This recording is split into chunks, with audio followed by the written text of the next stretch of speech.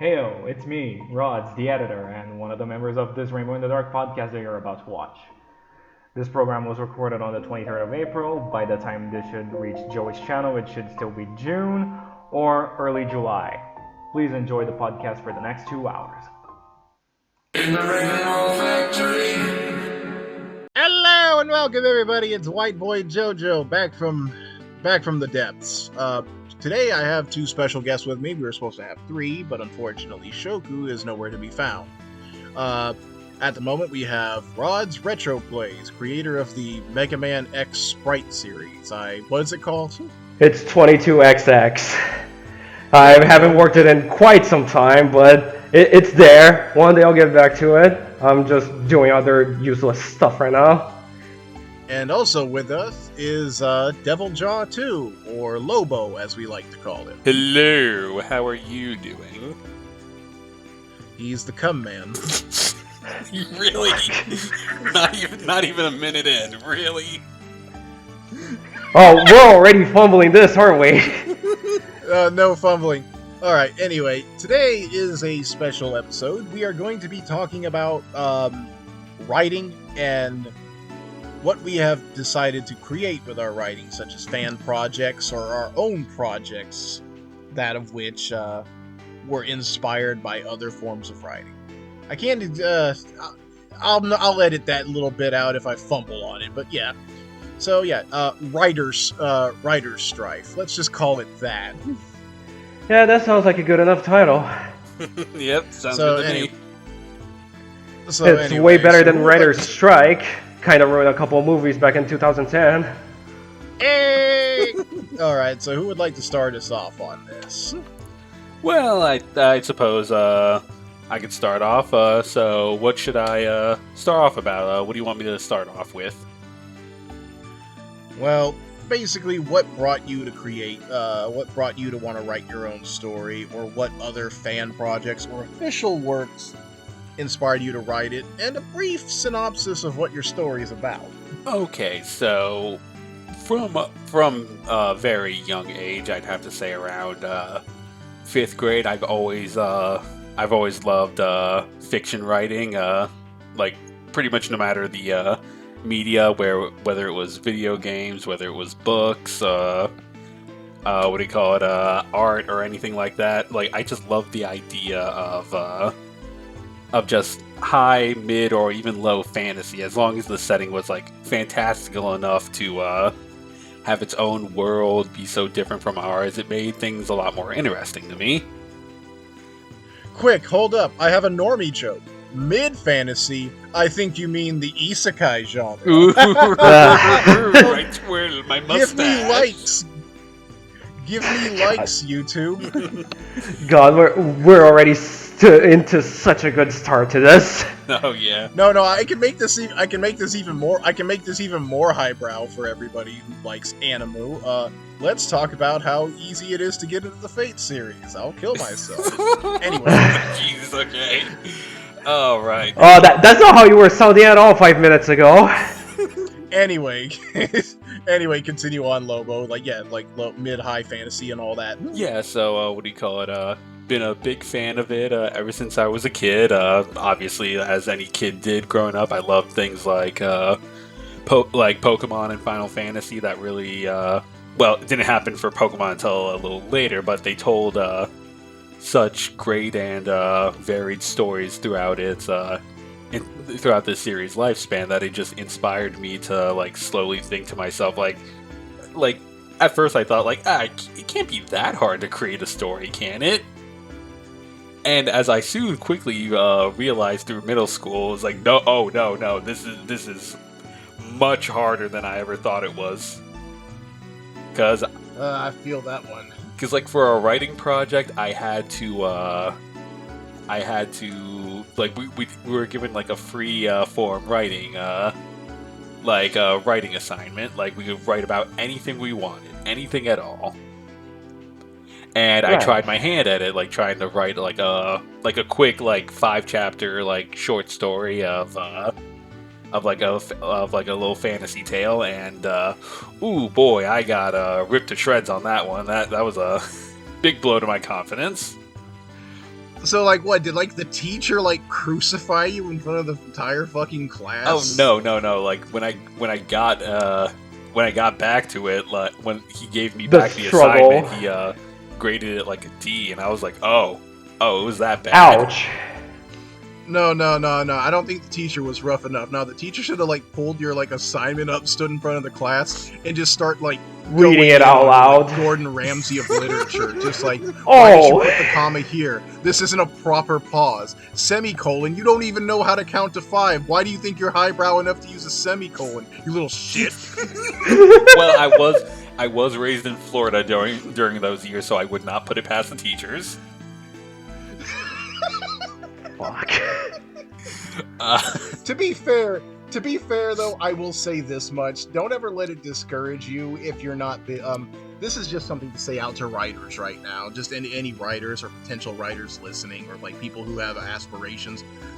Don't ever get discouraged by the grammar aspect of writing. That doesn't mean, be a monkey about it at a typewriter, but it means just like, I think a good example. Cormac McCarthy, one of the greatest writers of his time, does not believe in punctuation, yet he made shit like Blood Meridian, The Road, and No Country for Old Men. So, if you ever feel weird about the way you write, sometimes just know that greater authors than yourself have their own funny little habits.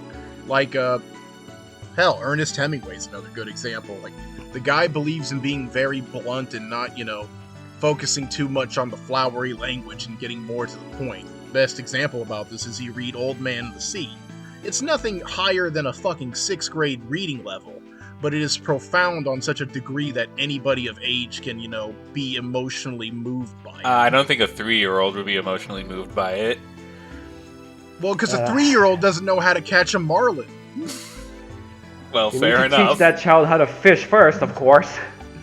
So yeah, no, I can understand that though. Like, yeah, getting graded on certain aspects Yeah, no, it was. can be demotivating. Yeah, like, and let's just be honest. Like, when it comes to schools can't teach creativity. Like, they just can't.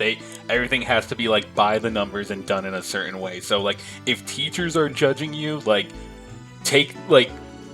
obviously, like, it take takes a toll on your take morale, certain doesn't it? things away from it, but like, by and large, you shouldn't let like the school system like confine your writing Stifle ability. your creativity. Yeah. Yeah, you shouldn't let your creativity be stifled by the system.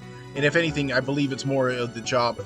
I believe it's more the teacher's job to allow that creativity to flourish while also staying in line with the curriculum. Yeah, a bit of a So, it's a segue. balancing act. During high school, I took an elective for creative writing, and I was not allowed to creatively write at all. In fact, I was doing things by the numbers. Like, this is how I had to do it. This is how I had to format it. Like, it was terrible. So I just immediately opted out of that class and just chose home economics instead. Because at least I got to eat what I made. You know what's actually kind of funny? I never took home ec in high school, and yet I'm pretty well I'm pretty good at sustaining myself because, I don't know, I just learned how to cook out of pure necessity.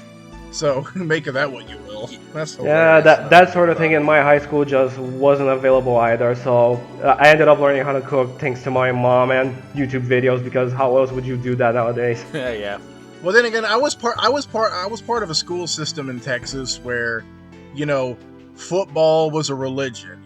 Apple pie, football, Saturday night with the boys, all that kind of thing. So it was like, yeah, cool. I couldn't take a lot of extracurricular classes because football ate so much time up. So it's like, if you got it, like, not to mention the way our coaches were like, if you got a B or you had a C or you were like caught slacking in class, the coach would get onto your ass at football practice, be like, "No, you got to keep the grades up if you want to play."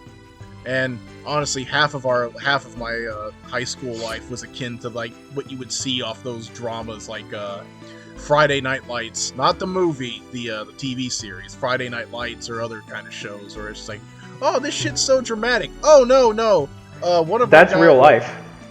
He's like, "Yeah, that's real life." One of our guys got in trouble with the law, and the coach had to bail his ass out, and Oh shit. because he decided to steal puppies. I wish guess that was a joke, man. You Bastard! You can't just say that and walk past it like it's nothing. No, I can't expand any further on this legally, but I just say one of our star football players, he was a linebacker, got caught stealing puppies. He wasn't mistreating them, he was just stealing puppies. That is like I don't even know what to That say makes to no one. fucking sense to me. Texas It was like is that a one state. episode of the that exists. it was like that one episodes of The Simpsons. Yeah, that one. It's like, I'm going to give this puppy a home and cherish it, and there's nothing you can do about it. Stuff like that. But yeah, Yes. going off home ec and all that, so it's like, Yeah. create. So yeah, Funnily enough, yeah. Go ahead.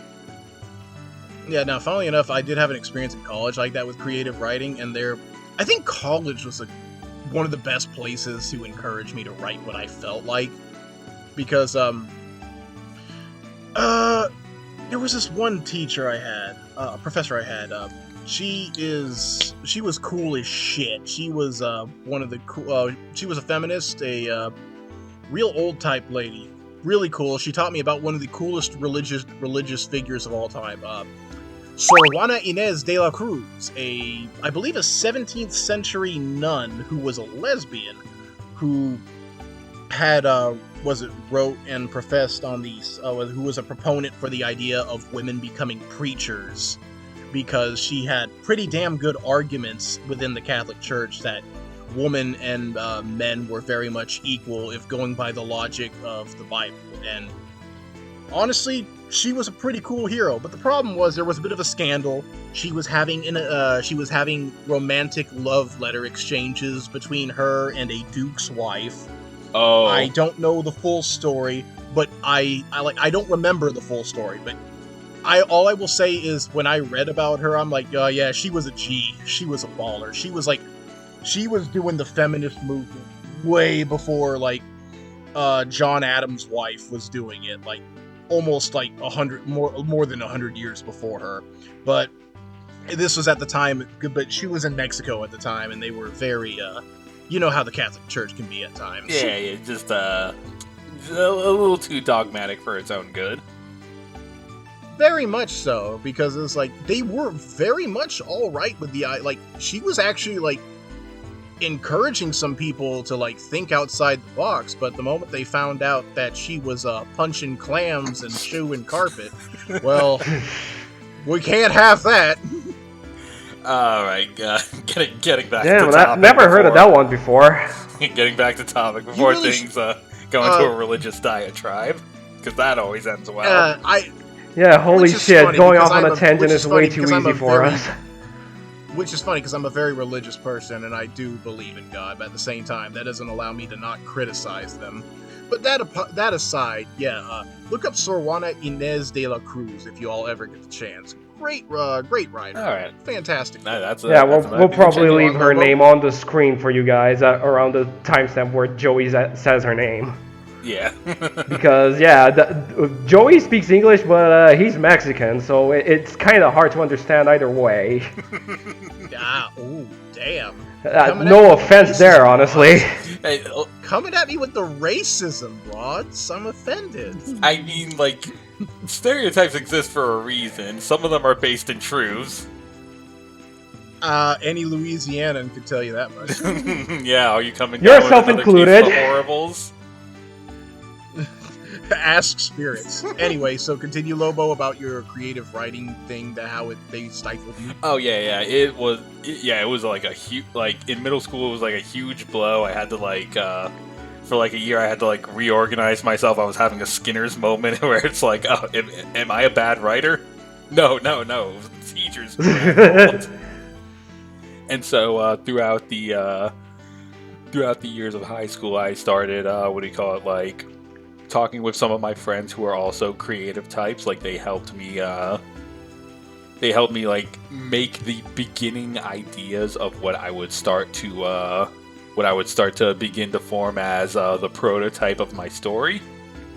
And as the years have gone on after high school, as I've gotten a job that had very much big down periods during the middle of work. Like, it just gave me a lot of time to like think about the world, flesh out like how their version of magic works, what sort of like creatures inhabit this world, why they exist in the first place.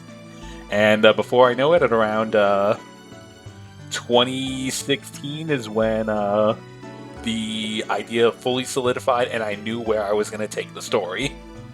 Oh shit, that was a while ago. Oh yeah, you know. This story has been a long time in the making, ever since my, want to say, sophomore or junior year of high school. I've been brewing on this for a while. Alright. Yeah, it's fucking cool. Yeah, it's definitely been a long undertaking, but it is a story I want to tell, and at the end of the day, I'm not going to let anything stop me from telling it. From those bits that you've been giving me a few months ago now, yeah, it's pretty fucking big. Yeah, 3 whole sagas worth. Like, ooh. Yeah, which is why I can't remember exactly every single detail you've been spoon-feeding me with, which is just already a lot. You divided this into 3 parts. Yeah, for a good reason. I think the one that sticks out most for me is Chaos, Gospel, Nidhogg, and Chaos. We'll get to honestly, that. But yeah. I'm sorry, I couldn't stop myself. Jack Garland is just way too awesome. Yeah, no, like I'm not gonna lie and say the name inspiration of him may have been a bit more modern. Like, maybe before he had a bit more of a Greek inspiration into. Well, I mean, he still has a Greek inspiration. Right, because Chaos, if I remember right, is the father of the Titans in Greek mythology. Yes, but you know, that's kind of fitting for like the story and in what direction it's heading with the other aspects of his self. But that is part 3 of the story, which is a big ways away off. So yes, there. I do have some idea. Yeah, unironically, I want to kill Chaos is a legitimate plot point in the story. That was fucking killing me the first time you said it. Oh no, it's same with JoJo as well. He could not believe that was an actual story element that was a huge narrative plot point. Yeah. Ever since high school, like, this has more or less been solidified, and right now I'm sharing small details, events, characters, plot points, and certain time frames of which the story takes place with these 2 other heroes and others in my personal life, and they've been very helpful with providing unbiased perspectives on how they view the story and what their praises and criticisms are, which I greatly appreciate, because as a writer, you should be able to hear both the good and the bad if you want to improve. I'm Absolutely. Just painfully honest. Don't be a Hans Christian Andersen. I'm not gonna throw a hissy fit over someone else's story, don't worry. No, he threw a hissy fit over the criticisms of his story. And unfortunately, he was staying at Charles Dickens' house when this happened. He was sneezing and feeding all over the carpet. No, he wasn't all over the carpet. When he read the review, Charles Dickens said he ran out into the front yard, threw himself onto the ground in the garden, and then was screaming and crying. Alright, so he was sneezing and feeding all over the lawn. Yeah, absolutely. It's still one of the most that's another one, kids. If you ever feel bad about yourself, just know that sometimes your favorite writer might not be as the dignified hero history makes them out to be. Fun writing fact. Did you know that William Shakespeare might have been the person to originate the Yo Mama joke? I've heard that would of not that. surprise me. Is that true? I need to know. Chat, is this true? Everybody in the chat, is this true? Can someone verify that for us for later? I forget what it was called. It was called Titan something. Oh, Titus Andronicus. Yes. The sequel to Oedipus. No, wait, no. Titus Andronicus was. Wait, hold up. Okay. No, I'm trying to remember. There was a sequel to Oedipus Rex, and I cannot remind for the life of it. No, it wasn't Antigone. A tragedy believed to have been written between 1508 and Peel. Titus Andronicus' tragedy. What the fuck is it about? Roman general Titus Andronicus returns from war for purpose to take revenge against. So no, okay, I barely remember Titus Andronicus because I had to read that one in college, but that was one of the stories that did not stick with me all that well. I remember Oedipus Rex and what's the story of Clytemnestra and Agamemnon. So I remember those rather well. No, unironically, like one of the first Yo Mama insults was documented in those pages by one of the antagonists just saying, "Villain, I have done thy mother." That I am not exaggerating. That is a real line that exists in that. I know which one it is. Doing your mom. I know which one you. He got hit. Oh, so by the way, he got hit with the Ray William Johnson. By the way, I'm an idiot. Someone's going to correct me on this. No, Oedipus Rex was not a play by Shakespeare. Neither was Antigone. I was mistaken, but Antigone was the sequel to Oedipus Rex. Stupid. Yeah, as Lobo said. I don't want to spread misinformation because I have a bad habit of doing that.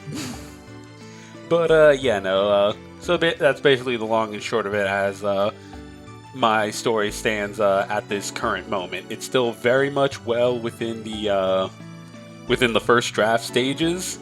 I know how I want to begin this story. I know exactly how I want to end it.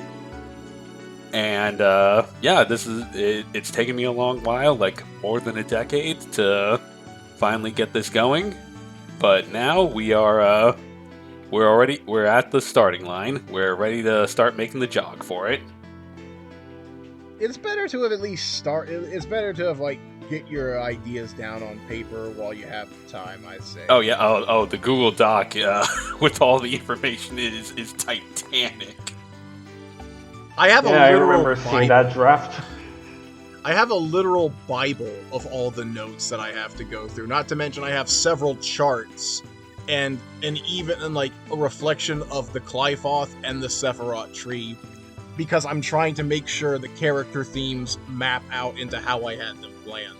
It is funny you bring up the Qliphoth and Sephiroth trees, because considering that's very lore relevant in the first part of the story. Okay. Yeah, you may not remember, but they are characters who I exist. probably don't. I'm sorry. Yeah, it's okay. It's okay, man. Like I said, I've been talking a lot about it. I don't expect you all to be a sponge encyclopedia and like remember every single bit of information I give you. I have a story of my own alright, and I have to worry about that. Yeah, exactly. I'm not. To be fair, I've kind of done the same thing where I mostly expand upon Roger, where there's still a shit ton of other characters, like, because Roger's main group is going to be like 6 characters, himself included. And the thing is, like, while Roger is like a prominent character, he's not stealing the spotlight away from, the rest of them. It's just I don't talk about them that much, mainly because half of them die by the end. Oh jeez. Hey, Zeta Gundam. And B, the sad thing about it is Roger outlives them, because, hey man, you want to become the next step of evolution? Yeah, sure. You ready for a side of loneliness and the fact that you'll never become that part of everyone again? Sure, let's pilot together. Hello there, Kazuraba Kota. Hello, Getter Robo. Dude, you're going to laugh at me. Kazuraba Kota actually was a huge inspiration on how I reworked the ending for Roger, because initially... Oh, baby. Oh, yeah, I remember this. It was a lot more... Yeah, it was a lot more depressing, his ending. Wrath wanted to strangle me. Yeah, that was in the midst of your depression arc. I was just like, quit spreading misinformation, and I looked over to him and said, I am Alfarius. That is a lie. But no. Holy crap. But no, there was that. That was also a thing I want to bring up about storytelling. But anything else you want to bring up about your, like, what's the general synopsis of your story? Well, there's a lot of moving parts, but I'll tell you the main theme of it at the end of the day. Like, yeah, tell me the grandfather clock. I'm interested in the gears, don't get me wrong, but yeah, what's the grandfather clock look like? So, overall, like, again, this is mainly derived from how in modern media, like, tales of nihilism and hopelessness have kind of, like, come to the forefront, and whether or not it's used as, like, a joking mechanism or, like, as an actual serious thing, it's like, I've kind of grown sick of nihilistic writing, where just, like, everything sucks, like, there's no point in living, or, like all that crap. I think it's because, allow me to put my 2 cents into the penny machine, but I think it's mainly because I think you're tired of lazy nihilistic writing. Oh yeah, no, don't get me wrong. There are there are a lot of older like nihilistic style writings, you've told me, like I Am Mordred, where it's like it's not like it is not only a depressing tale, but it's also a cautionary tale, where it's like the poison of this mindset and how it can get you, the inevitability of fate and all that stuff. It's again, it's deep. Like, nihilistic writing like that is very, like, profound, and it has a meaning to many people. But yes, not only, like, good nihilistic writing aside, because, like, good nihilistic writing leaves room for hope with a little H. Yes, but in most modern media, like, people just want to be assholes. People just want to say everything sucks, the world sucks, there's no point of living, intelligence is a curse, and blah blah blah, all of that. I just decided to throw that mentality into the garbage. Because at the end of the day, my story is one about hope, about the human condition, the human spirit, and how no matter how often we are thrown to the ground, even in our darkest hour, there will always be a light at the end of the tunnel that everyone should strive for. And then everybody got up and clapped and said, "Change, get her." All right, that works.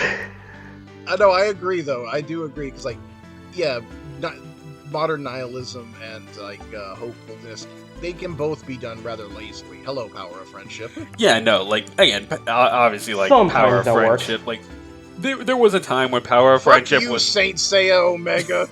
Fuck you, Saint Seiya Omega! Wait, you want a show that does Power of Friendship right? Watch Yu Yu Hakusho. I can believe it, yeah. Yeah, Joey saw that, but I didn't. That sounds like something we gotta fix later. Rods is scared of Togashi because he didn't get his hunter's license. Oh, fuck off. No, but I'm not gonna sit through 100+ episodes. I mean, Yu Yu Hakusho isn't that long. Rods is just mad because his parents left. Rod's just mad because his parents left off to go get a hunter exam, and then they came back and didn't give him his. And so he had to go on his own journey to find out that cigarettes actually are pretty awesome. I hate that Wooly summed that shit up perfectly. God. But yeah, getting back to the bit of the point. But yeah, no, overall the message of the story that I'm writing is one of hope and of being able to march to the future with confidence in your step. Obviously, while also telling more about the intricacies of inner conflicts, the many discrepancies people will have with one another, no matter the race, creed, or if they are of the same even if they are under the same banner. Correct? Yeah. No. What do you call it?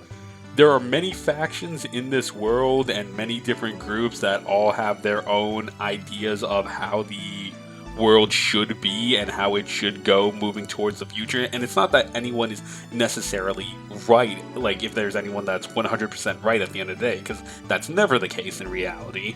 Nobody is 100% right. But it's a mixing of ideas and willingness to hear the other side out and collaborate, which is important. Yeah. Which is a theme that's given the antithesis. Sorry, I always trip over that word. But the antithesis is to that being the calamities in my story, as they represent aspects of war. And as everyone knows, war existing gets in the way of progress. Yeah. And war is hell. Thanks, Fate Zero. Oh yes. Well, I think yeah, that's a fair one on that regard. But yeah, so is there would you say is there like a central character you focus on the most? Maybe would you think Albion is the character you think is more like you have a fondness for, maybe? Well, okay, so Albion is more of a passive figure, but his presence is always felt throughout the story. So, a bit of context for the listeners at home. So, originally, Albion was a dragon who lived on another world. And in his pursuit to find meaning in life, he left to see if there was life anywhere else in this vast universe. Even after all of Albion's friends voted against that idea because they were living the perfect life. They had all the food, water, entertainment they needed. What more could you want? And Albion didn't want to live a lazy life like that. He wanted to see if there was anything more about it. So he left for the cosmos to try to find life. But unfortunately, as he started to grow a bit older and being weak from not eating or anything like that, he almost resigned himself to his fate, where maybe his friends were right. Maybe he did all this for nothing. It was a fool's errand. So he curled up nearby a star and basically hoped to die because there was nothing left and he couldn't find his way home. But, however... That's rough. Yeah, it is very rough. Ultra depression for the dragon. But during his sleep, he suddenly started to hear voices. As he curled up into a ball to basically lie over and die, he had inadvertently positioned himself in a perfect place to give birth to life on his body. Also, keep in mind, Albion, it's very much worth stating that Albion is titanic, size of Earth titanic. We're talking Mata Nui. Yeah, Yeah. Yeah, really, really fucking big. Like full celestial body. So, in that time, life formed on his body. And he heard all these millions upon millions of voices all starting to form sorry about that, form society, form languages, form cultures. And this was what he was after. Even though it was an unconventional way, he found out that life can indeed flourish in other areas. And so, he resigned himself to never move, because moving would disrupt the flow of life for these creatures. And last thing he would want to do is kill them. So he resigned himself to a deep sleep where he would never have to worry about hurting his children ever again. Unfortunately. Yeah, so... He became a planet. Yeah, Albion, one of my friends has made mention that, Albion is sort of like a Jesus Christ allegory because, he sacrificed himself for all other life. And, I can definitely see that argument, even though it's, it was very much unintended. I think that comparison is a little overdone, but sure, go ahead. Yeah, no, it's it was unintended, obviously. I wasn't meant to make Albion, a Jesus XP or anything like that. It was just, Which I think is always fun whenever the stuff like that happens, because I either call that serendipity or just a happy accident. Yeah, it's it was an accident. I could see the parallels. If anyone's looking a bit deeper into it, I could see their argument and go oh yeah. If you want to interpret it that way, sure, definitely, you could see Albion as a Jesus XP. Because at the end of the day, his story is one of ultimately self-sacrifice. He gave his life so that millions, if not billions, of others could live. But But yeah, while Albion is an important character whose presence is felt throughout the story, he's by no means the main character. He is very important for all the lore going on, but he's more of a background character. Like a character who haunts the narrative. Yeah, like it's sort of like when you have your pet in your room. Like, they're there, but they're not really doing anything. They're just sitting there vibing. Yeah, I know what you mean. It's sort of like that. You have your dog curled up on your sitting on your bed or something. He's there, but you don't mind him. His presence is nice. Okay. So yeah, I do like that idea. Just what we say. I do like the whole general premise of it, though. It's just like how it all started off from Albion going, I'm gonna go out and do something and help others and find life and spread it. And then all of a sudden, hey, look, it was on top of me. Cool. Yeah, well, one of my... at least from what Lolo has been telling me, Albion is practically the grass you're walking on. Yeah. Yeah. Oh yeah. Every aspect, the dirt you lift up, the grass you step on, the trees you climb on, that's all Albion. But one of our friends in the Discord server, Plum, he made the joke like he's just Bender from that one episode of Futurama where he became God. I was trying to avoid that joke for the past 5 minutes. But thank you for doing that for me, Plum. You can say it. It's fine. I just didn't want to insult you entirely. No, it's a joke. Come on, man. I'm not that thin-skinned.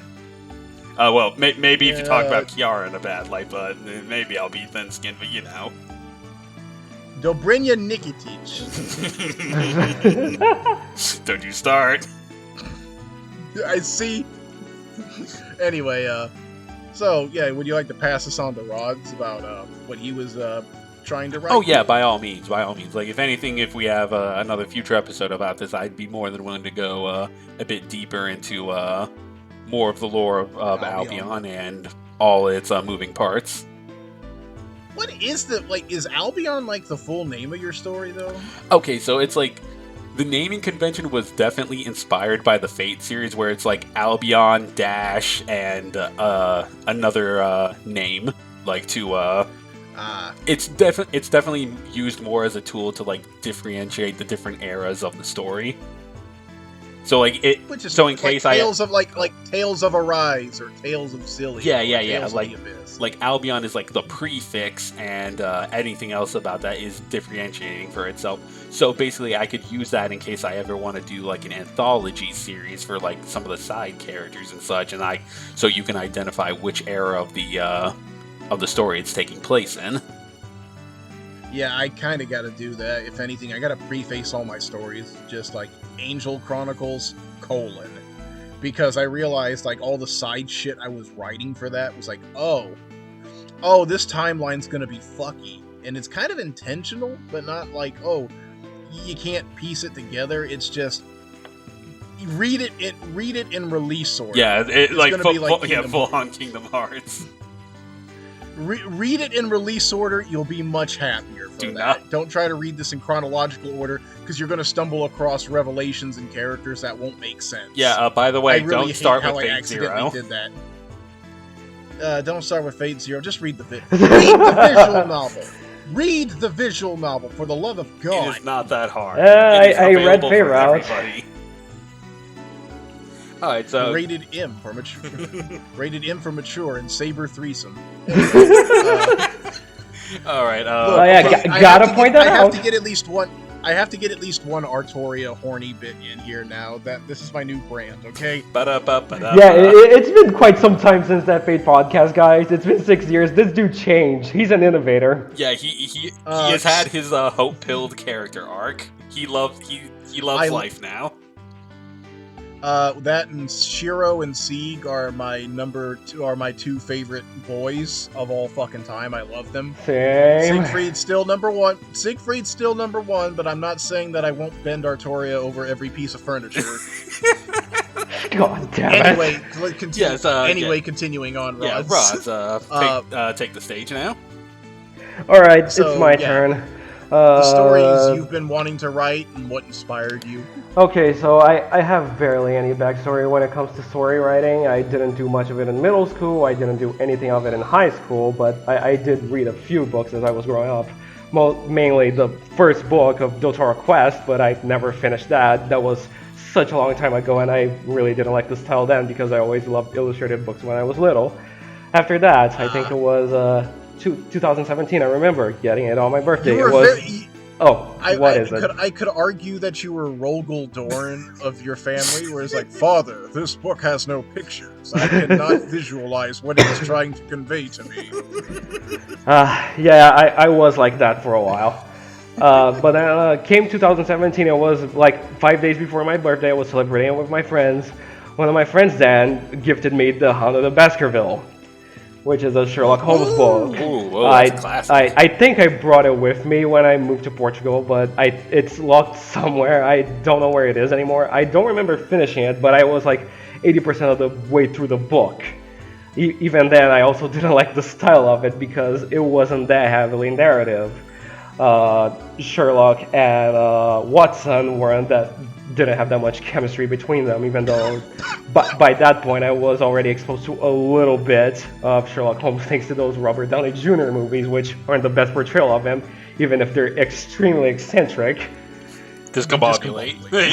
I knew you were going to fucking say that. Admittedly, I will not lie though. Admittedly, the fight scene with him and Moriarty was fucking genius. Oh yeah, at the waterfall. Oh, It was. Chef's kiss. Okay, so now for my actual very first attempt at writing a story, and anyone can see this, it's on YouTube. It's Mega Man X22XX, which is one of my favorite gaming franchises ever. I grew up playing that shit and I still play it today.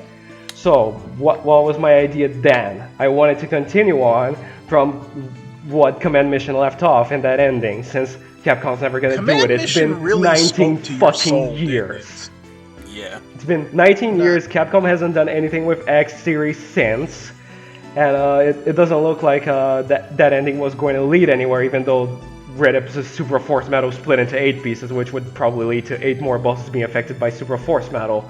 So what did I do instead? I did some research in the Mega Man Official Complete Works book, in the Command Mission section, which is like 3 pages of the whole book. There, Ryuji Higurashi, which happens to be the artist for Command Mission and also the artist for Fate Unlimited Codes, he said that Command Mission is supposed to happen at the same time slot as Mega Man 01. So I thought it would be a good idea to use this little tangent, because I used to like Zero when I was little, not so much anymore because it just destroyed X as a character, and I love X, unlike most people that absolutely love Zero. They think he's the protagonist of this entire series, which I don't think is right at all. So from there, I decided to do a little continuation by using assets that I found on the internet, old sprite sheets from previous Mega Man games on the PS1. And I just decided to animate. I took a few online lessons with a certain Sonic Animations channel that I don't think is active anymore. It's Dojin Fixation. From there, I just started pacing myself around, grabbing these sprite sheets. Wait, he's no longer around on YouTube anymore? Or is it just like a I don't think he does videos anymore, but the channel is there. It's how I learned to use Adobe Flash. We should probably link it. Yeah, now that I'm thinking about it, I'm gonna probably leave these things all in a fixed post or in the description of the video for later. Or in the comments or something like that, just so people have easy access to it. Yeah, that's exactly the plan. So, I got myself to testing around those sprite sheets, and it's really tedious. It's very much like doing stop motion in a way, because it's all 2D, it's all stills. It's up to you to make the move. And I got to work on X a whole lot. I even got to draw X from Command Mission a whole lot. It's the thing I'm most famous for on the internet, for how little famous I am. I did Zero, I did Axel, I did some of the Mavericks from X4, because back then I was, and I still am, playing it safe by just redoing X4 and changing some of the vibes towards the end. For example, who's bringing these Mavericks from the Replicors and the ones that work for Sigma back?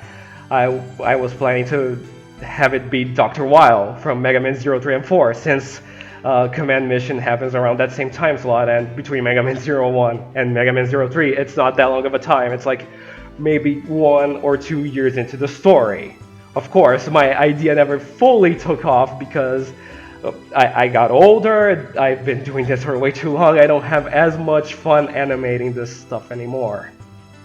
Like, the projects are still there with me, it's just that I don't have the patience to do this anymore. My computer is way too bad for these things now. We should start up a what did I Patreon fund do to try to instead? get him a new PC station. I need so much money for that. Funnily enough, you reminded me of a fun. Speaking of which, a quick little anecdote. Being an animator can be hell, and if you ever wanted to look into a story about how animation, about being the only one animating a project can ruin you as a person, look up the Thief and the Cobbler's story. I've heard of that. Okay, I'll look that up. I genuinely didn't know. The behind the scenes for that is genius, and I love it. But no, it is rough because he was I think he was like one of the only guys working on it. It was a passion project, and then like shit with Disney went down in 1992, and like the guy didn't really fully finish it. There's a recobbled edition you can look up, but yeah, I can understand Rod's woes about because yeah, if you look up sprite sheets of these characters online, you'll see how many sprites they have. It's by the hundreds, especially X from Command Mission, Zero, and Axel. They have so much shit you could animate and make use of in the animation itself. I mean, that if anything, it just eats up your time. You've definitely paved the way for future creative types. I don't think I did, because there's this guy, this amazing guy called Ultimate Maverick X, and he was doing this way before me, and yeah, much better than me, especially. Yeah, everyone knows that iconic video. Oh man, Zero versus Omega Zero. I wanted to pay homage to that, but that's gonna take way too long for me to get to that point. Yeah, it's literally gonna be the final fight of my show, if I ever get there. Maybe in the future you could pick it back up. But, no one's pressuring you. Yeah, for all things considered, this is a passion project, just like that other thing that Joey just mentioned, and the creator of it got completely screwed over. Now, for the other thing that I have been working on most recently, and I actually got to finish it, it's a Little Fate story. Well, little my ass. This stuff has over 300 pages by now, and I'm still working on a special chapter for it. It is a full-ass novel. It is a full fucking novel. So, for this, there needs to be some context. What is Fate? It's this incredibly famous property owned by Type Moon. I'm pretty sure everyone in the comments of this video is gonna know what it is. At this point, they knew it 6 years ago when Joey made the Fate podcast. They're gonna know it even more now because Fate Grand Order is just so fucking popular. You can't believe it. But here's the thing: I don't like everything about Grand Order. Oh, shocker! So what did I focus my story on? There's another Fate that I really like. It's called Fate Apocrypha. It was my first Fate, and it's still my favorite ever. It has my favorite cast. It had my favorite main characters. It has my favorite beats. I like the hope. I like how there's no depression to be had here, even though there's a lot of tension, especially towards the second half of that story.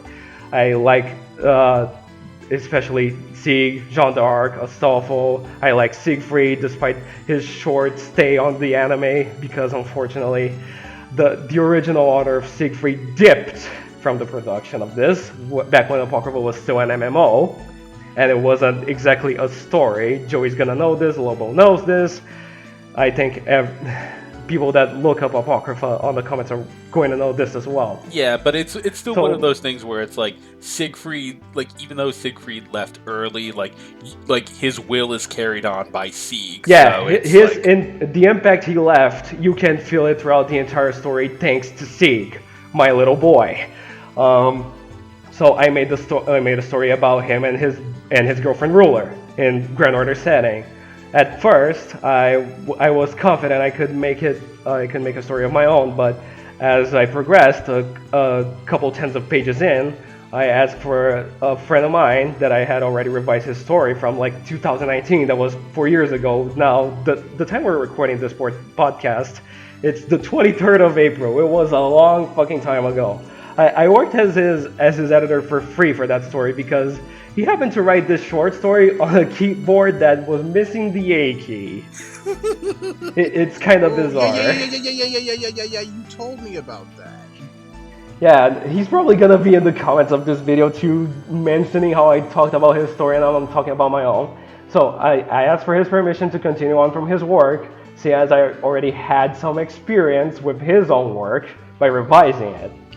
And so I sat down, me and another friend. He's not here right now, he's not part of the podcast. Maybe I'll bring him in someday if he gets a better microphone. And I just started to write. My friend's story from so long ago happened in a setting called the Summer 3 event. It's by far one of the most popular events of Fate Grand Order ever because both versions of Jean had a swimsuit. It happens in Hawaii. BB was there.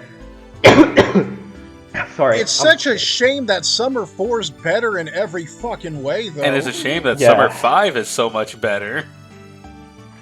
That's bias.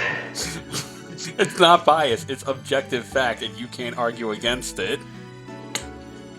Does Summer 3 or 4 have Kiara in it? No, it doesn't. Therefore, it's bad.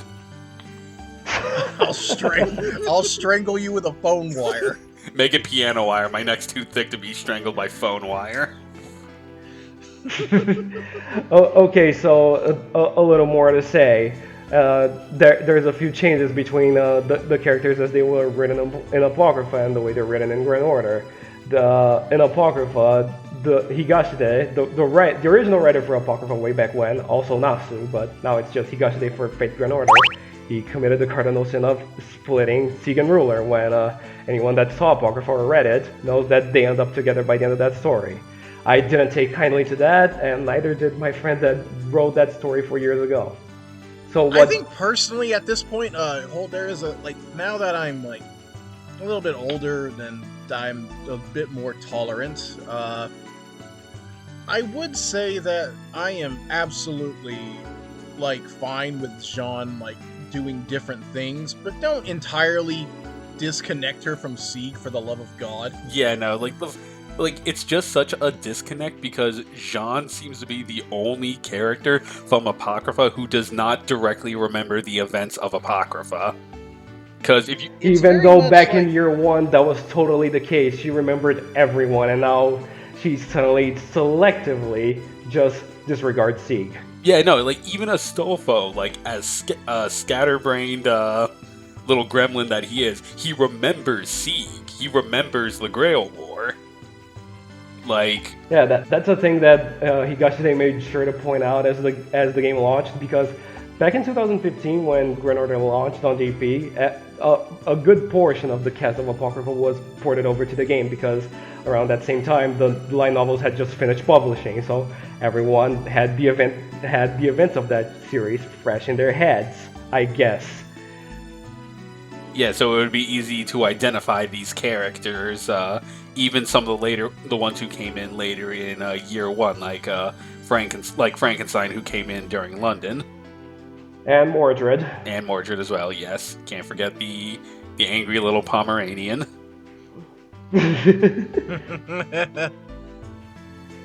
So that's basically the crux of my friend's story. He wrote them in Summer 3 to get them back together so they could start dating and return to what they were, to how they were in Apocrypha at the very end, at that beautiful epilogue that the fans of Fate Stay Night are probably never gonna have. Ouch. Oof. Can Ufotable stop locking that shit up like it's fucking Fort Knox? I've seen piles of money guarded less heavily than that.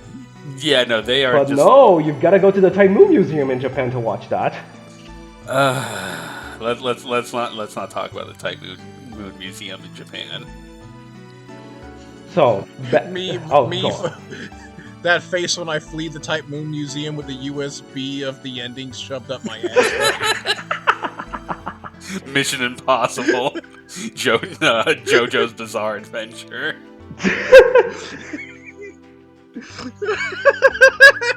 I joke about that, but I know someday This might inspire somebody to do that, because I know Type Moon fans. They are all the levels of unhinged, and I say this as a Devil May Cry fan. What do you call it? Unhinged Type Moon fan. The most affectionate. hinged Type Moon fan. When we say you're unhinged, it's out of a place of affection. Unless you didn't read the visual novel, then it's derogatory. I say it this way: Type Moon unhinged can either be complimentary or derogatory. Whichever one falls into context in a very much case-by-case basis. Oh yeah, definitely. But yes, continue on, Rods. But yeah. Okay, my story, it's a continuation of that a year later. Now in Summer 4, which is probably my favorite summer event of all time. It's the one that I was the most engrossed with. It's the one that I actually cared to read the entire story from start to finish. I like Siegfried. 3 or 4? 4, he said. Oh, yeah, absolutely. Yeah, yes. 4 was great in that regard because the fact that Siegfried got so much spotlight as like a mentor to Hokusai and Hokusai, yeah. Yeah, that was so much fun. I only have one negative point about the event, but that's a personal problem. Carmilla. The cum teeth. Listen. The second she ran over Liz unprovoked, I was just like, okay, I'm skipping every single cutscene she's a part of. That's mean-spirited. Yeah. It really was. It was like almost, yeah, it was very mean-spirited how she was written in that regard. Yeah, no, like, they could have done interesting things with her, but like, she was a one-note Phantom Thief joke. In a year where Persona 5 was like stupidly popular, so that couldn't have been a coincidence. But pretty much, yeah. They were striking the iron while it's hot. Unfortunately, striking the iron over and over with the same note, the same joke can only get so many laughs. And I continue to live by the rule of 3, or as comedy refers to it as the rule of lasagna. 3 layers, that's all you get. Yeah, no, it's just like, Alright. every time like there was just a scene of just like Liz just doing some mundane thing, just like crossing the street and not even doing anything to provoke or cause any problems. She was just enjoying her vacation in Las Vegas, and Carmilla just has to go and run her over for no reason. It's just like, I'm supposed to find that funny? Elizabeth Bathory, minding her own business. Sakurai, when left in charge of writing Carmilla, turns her into Bruce Jenner. God. Yo, that's topical. Buckle up, buckaroos. Jesus Christ, I didn't see that coming. Yeah, I believe it was Sakurai who wrote Summer 4. Sakurai has such a reputation with them. It's like, either they write the most It's either Drek the best shit. story of all time or it's shit. Yeah, it's either complete Drek shit, or they write Shimosa and it's fucking peak. Of course, like it didn't dawn on me until I was like midway through the event, where it's like, wait a minute, Summer 4 is designed to be like Shimosa. Oh, I'm an idiot. Of course, it was designed to be like that. Also, I want to say, by the way, I'm also no longer a Musashi hater in that regard, because Summer 4 was the most fun I have ever had with Musashi's character. Oh yeah, I think she won a lot of people over during that event. Partial in part, and thanks to her swimsuit. It was less the horny for me, but it was also me going back, reading Shimosa, ignoring a lot of the obnoxious dumbasses, and just, deciding to give her a fair chance. It's like, looking into the themes of Musashi, what she represents, who she is as a character, I'm like, oh fuck, she's actually my type of character. Yeah, no, she, again, like, I half joke about the swimsuit thing, but her being a main character again for an event definitely helped people understand her more. At the very least, she was not a GIMP story support. Yeah, Forced too. now she's just a cowboy cheeseburger samurai lady.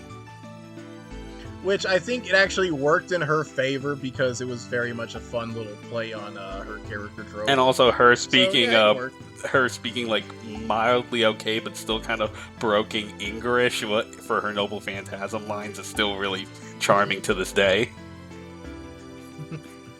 Also, but yeah, continue, Rod. So, yeah, Summer, how you Yeah. wanted to write that story. Okay, so it's pretty much a side story because it's still sort of following the events of Summer 4. Hokusai and Siegfried are pretty much the antagonists of this, because if you remember, amongst some of the sword beauties, Ruler was one of them, and her fight in-game was so fucking pathetic. I think we can all agree on that. Oh yeah. A lot of the Sword Beauty fights were like spectacle only. So what did I do instead? Since Sieg and Ruler have been dating for almost a year now, and they're going to celebrate the anniversary soon, Ruler offers Sieg to work for her in her casino as a table dealer. What he didn't expect to happen was the day he arrived was for him to run into Siegfried and Hokusai, and Hokusai lets out that she's a sword beauty and she wonders if Sieg also is one. He just has no fucking idea what that means, but the term lingers on his mind until he reaches Ruler's casino. So, later that day, during lunchtime, he tells Ruler of this. He now has knowledge of this chain of events going on. And because he knows this, and of course, he happens to meet a bunch of other servants, like Ruler's two sisters are also there, and he's on good terms with them both. I care to go out of my way and build relationships that Sieg has for them both in quite an extensive fashion. Like, for example, there's John Alter. She considers Sieg to be her doujinshi drawing buddy and her best friend, her personal best friend. As for John Alter Lily, she looks up to Sieg as a big brother. She loves him like a big brother. Oh, sorry about that. I'm pretty sick. I don't think most of that's going to be cut by the microphone, but I am quite sick. So, because Alter is unsatisfied with some of the decisions that Ruler's been doing behind her back, especially with how Sieg is going to work in her casino, Alter pretty much intimidates Sieg into working for her job while she sits this out. Alter was tasked with being the sword beauty instructor for Ruler. And that's kind of the, in between the lines, the reason why Ruler was so fucking awful in-game. Instead, I'll have Sieg here teaching her how to be a sword beauty. He's gonna pass down the lessons he learned from Siegfried to her. Yeah, just for context sake, so John Alter Summer, she decided to use katanas, but because she's never really used the katana, she's kind of like crap at it, so she's just more or less using her own like brute force and using a katana more as a stick instead of a proper slashing weapon. She's the best example of a chuny. Yeah, basically. Yeah, she doesn't know how to use those katanas at all. Her noble phantasm is literally Dragon of the Darkness Flames, so like you really can't get more chuny than that. Really, you can't. Like, the moment I saw Noble Phantasm, I'm like, hey, Hiei, how's it going? Yeah. Yeah, that was pretty much it for her. But yeah, no, continue. So, as the days go by, in the span of 4 days, because that's how long Hokusai takes to take down each sword beauty before she gets to Ruler, Sieg starts teaching her the same things that Siegfried taught him, both inside his mind and when he took the form of Siegfried. That is to say, Sieg is a bit knowledgeable in the use of the sword. We see that in gameplay, and we know that from his own story. We know that from Apocrypha. We see most of that during his fight with Karna and during his fight with Amakusa Shiro. So, these next few days, he starts teaching her bit by bit how to use the sword. But here's the thing, Ruler didn't know how. She thought that using La Pucelle would kill her if unleashed at full power, because that's how it works. It would unleash the very same flames that burned her alive at the stake. So what does Sieg suggest? Just summon the sword, don't actually draw out its full power, or you're going to die, and that's not good for either of us, or for your matters in these duels, because they all answer to Lancer Artoria. She's the mediator of these duels, if you ever read Summer 4. Yeah. Also, another fun little anecdote about about Jeanne d'Arc specifically. She used her sword in camp to drive away prostitutes who would follow her army and try to, fleece money from the soldiers during the war. So she herself took it upon. Really, Yeah, go ahead. I am so glad you brought that up to me. in my opinion, but I get it. She's a servant of God, and she was a warrior of God, which I get it, but man, I can only imagine that there was like one dude in her encampment that was just like, man, that's Jeanne d'Arc. Yeah, she sure can lead an army, but woman's busting my balls. I'm trying to get it wet over here. Yeah, I'm so fucking glad Lobo pointed this out to me one day because I made sure to include it. It's a good historic anecdote because that's what Fate lives on. It's full of historic anecdotes. The Monty Python skits are a thing for the round table, if none of you know. Yeah, It's hilarious how the Monty Python skits absolutely can be seen as really well done in-jokes, mocking some of the more niche aspects of the Round Table, like Lancelot's raid on Dolores Guard and all that. yeah, or Foe being the deadly rabbit. Well, that was proven false because Tristan was merely joking about it in his interlude, but he did, like, say that shit with a straight face before. He's like, yeah, I was just joking. But also, Tristan kind of brings it up in Summer 4 later on when Buntoria is explaining how she was designed in that bunny outfit after a fierce beast. God, but he's right though. But yeah, continue, Rods, about Jean. So, as the days pass, Sieg starts progressing in his lessons with Jean because, as a heroic spirit, she has that capability. She's quick to absorb all that knowledge because, well, first of all, she's a heroic spirit. She should be able to. Second, it's Sieg that it's teaching her, and Sieg is so unbelievably dear to her. We saw that in Apocrypha. So he starts teaching her how to swing a sword, then he starts teaching Jean how to defend herself before striking back. And around the third day, the day before Hokusai makes her way into Ruler's Casino, they spar a few times. They hurt themselves a bit. They treat that as an accident, and they move on from that. But around that same day, Hokusai and Siegfried make a preemptive visit at her casino. So Hokusai goes to talk with Ruler to learn more about her. And this part here is where I completely take the shark, that fucking shark, out of the equation because twice in the official story, the Ritsuka's team had to flee from Jean's casino because of that talking shark. I'd simply take that out of here. It's more or less like a sentry. It doesn't talk unless you're really close to it. It won't attack you. And it's a fairly amiable discussion between them that takes a few hours, while Siegfried is down on the second floor of the casino playing poker at Sieg's table. Don't let that motherfucker gamble. He's got an E rank in luck. He's gonna get his ass taken to the cleaners. I love you, Siegfried, but you suck at blackjack. I mean, it could be worse. It could be Lakshmi Bai at the casino. And this is where the characterization of each participant in the story comes into play. For Sieg and all three of the Jeans, I already knew them really fucking well. They're my favorite characters, and I only grew to like them more even after writing my story. So, for Hokusai, I follow this artist on Twitter that knows about historic Japanese figures really well. She's someone I talked to for quite some time. So she helped me with Hokusai, and Joey also knows her. As for Siegfried, and this part is really fucking cool because around the time I wrote the third day of the story, the third chapter, it was around June, maybe a little earlier than that, but it took quite a few months to do it already. This shit took so fucking long, you wouldn't believe it. Kriemhild came out in June for Fate Grand Order.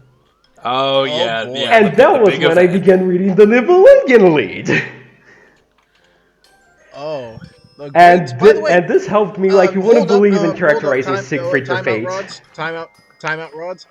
If y'all ever get the chance, read the Nibelungen lead. Fucking do it. It's one of the greatest stories ever written. Yes, it's it also is. One of the most depressing. It's also one of the most depressing stories ever written. Siegfried has Black Air Force energy a third of the book. Keep that in mind. Yeah, he's also the protagonist for a third of the book because the other 2/3 is his smoking hot, angry fucking wife. Yeah, she was getting up to some silly antics. Just, a little regicide, And, quote-unquote, having Altera as a husband. Yeah, still, For completely political and reasons. bald. Who, Altera fans or her? Yes. Aren't you an Altera fan? Yes. Okay, then. Just want to make sure. Continue. So comes the fourth day and the final chapter of the main story, where the duel actually happens, but there's a twist. It isn't just Hokusai and Ruler that fight, because as Siegfried and Hokusai are driving into the casino using a boring Carmilla's Ferrari for this, by the way, they happen to catch a glimpse of Sieg and Ruler. Wait a minute, she's got a Glock in her Rari. Stop. So they happen to catch Ruler and Sieg sparring, and in the previous day, Hokusai had asked Ruler how much Sieg was involved in this, knowing from Siegfried that he was her boyfriend and all that. And Ruler had to tell a little lie and say that he was only with the occupation of being a table dealer. But then Hokusai saw Sieg and Ruler fight as they were driving into the casino. When she gets into the sword beauty ring, and Ruler and Sieg had already disengaged by that point because they also saw Siegfried and Hokusai driving to the casino, she just throws a hissy fit because she thought she had earned Ruler's trust, and it had gone the same way for Ruler. Ruler had earned Hokusai's trust. She just straight up calls Ruler a lying fox. Yeah. And Siegfried immediately shows up to tell her to calm down. And of course, since this version of Hokusai, the Saber version, is so young, she's not taking any of that. She's just completely distrusting of Ruler the moment she sees her again. So after a bit of talking, Siegfried decides to halt the start of Ruler's duel and just call Lesser Artoria into the ring and ask for an exception. And this is by far the longest part of my story because now I have to write Siegfried fighting Sieg and also Ruler fighting Hokusai. 2 duels happening at the same fucking time. And because I'm trying to stick to the plot of the main official story, of course Hokusai wins this, much as it pains me. Yeah, sometimes our favorites have to lose. And this is the second L the Ruler takes. Remember the ending of Apocrypha where she just ate up her own noble phantasm because Amakusa cheated? Let's not mention Amakusa here. This is a safe space. How dare you? He is a hero to his people. Liar. Yeah. How's that? You know what? No, I'm gonna be nice. I'm not gonna say anything like that. You can believe he's a hero. That's perfectly fine. How dare you? How dare you, sir? You can continue to play make-believe. It's fine. It's fine. I'm not saying he was correct, but I liked Sieg's argument better, is all I'm gonna say. Also, in this fight I took quite a few creative liberties. For example, I divided both fights into 20 sections, which took such a fucking long time to do. It took me like 2 months to write 20 segments for each. That counts for a total of 40. Plus an interlude after the middle, which includes Lancer Artoria and Mordred spectating the fight and live streaming it to the entire singularity. And then the end. And towards the end, I do something really fucking special for Sieg, and Lobo joked about this when I told him. I gave Sieg an interlude buff. That's the whole reason why I gave him this fight with Siegfried. But to get to that, it's best if you read it yourself, and that's why I'm gonna leave both my story and my friends somewhere in the video's description for you to download and read. It's way better for you to read what's in there than me telling you the details and skimming through most of it. Yeah, unironically, yeah. It's a fun little romp. I've been given like direct chapter Lobo links. was one of these few people that got to experience snippets of it. Yeah, no, because I just couldn't keep my secrets to myself. Yeah, I experienced this like live as it was being written. Like he gave me update after update, and I thoroughly enjoyed each and every one of it. Like obviously, mileage may vary whether or not you're a Sieg fan or not, because there are certain individuals who do not get Sieg's narrative purpose and the role. Certain, there are several. Yeah, Anyway, yeah, let's just say that he's a good boy. He's not as deeply written as Shiro, but I think he and Shiro are really good You don't characters, need to have a regardless of character whatever with the that depth of the Pacific fucking Ocean. That's all I'm trying to say. Yeah, pretty but much. but yeah, no. If you liked Apocrypha, if you liked its cast, if you especially like Sieg and Jean and Siegfried, you'll get a lot of mileage out of this story, and especially if you're a big fan of Summer 4, which pretty much 90% of the fan base is. It's the best fucking event ever fucking written. Don't ever argue with me on this. Doesn't have Kiara, therefore it's bad. Oh, you little fucking weasel. Yeah, you know it. And I might as well take this as I did finish the main story. That was like back at the end of last year. So as of now, I'm taking it a little easier and just writing one more special chapter. It's to celebrate Segan Ruler's anniversary, since it's been a year since my friend's story, and I'm continuing on from that. Oh, that's sweet. So of course it's gonna be so much more lighthearted. There's gonna be no conflict, but there's gonna be a fuck ton of dialogue.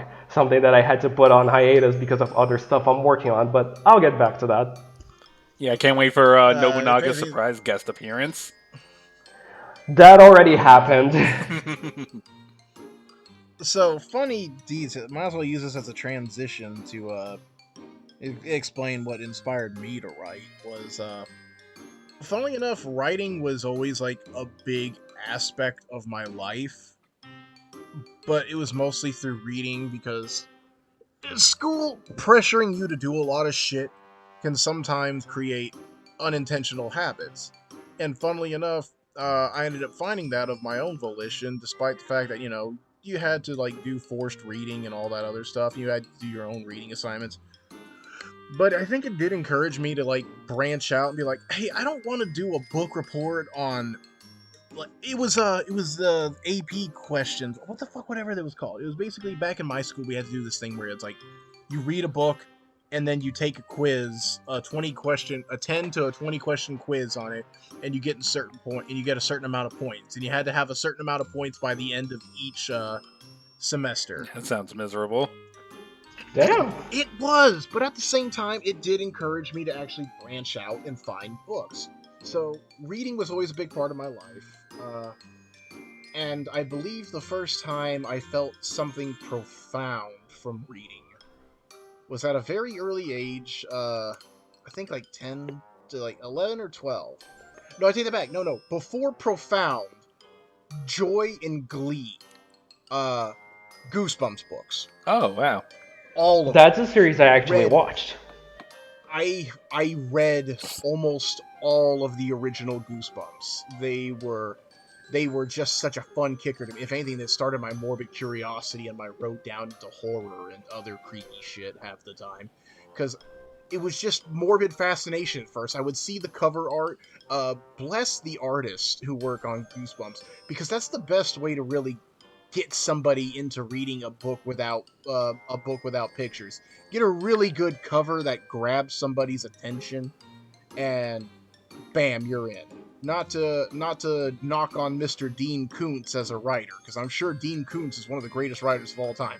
But I wouldn't fucking know, because every time I look at his book covers, it's just Dean Koontz, big text. So it's like, yeah, I'm not trashing the guy. Some of his writing did inspire Silent Hill, I believe. So what do I fucking know? I mean, to be fair, what do you call it? One big example of a book getting me to read it because of its cover was Animorphs.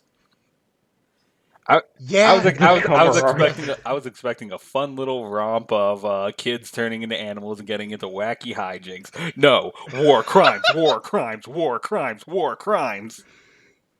the level of whiplash I got from that was nuts. But yeah, so Goosebumps was the first for me. It was very much like, ooh, I love reading these really creepy horror stories, and these were really great. And it was fun because some of them were very good, or some of them were very lackluster. I think the one I found to be the most blech was Cuckoo Clock of Doom.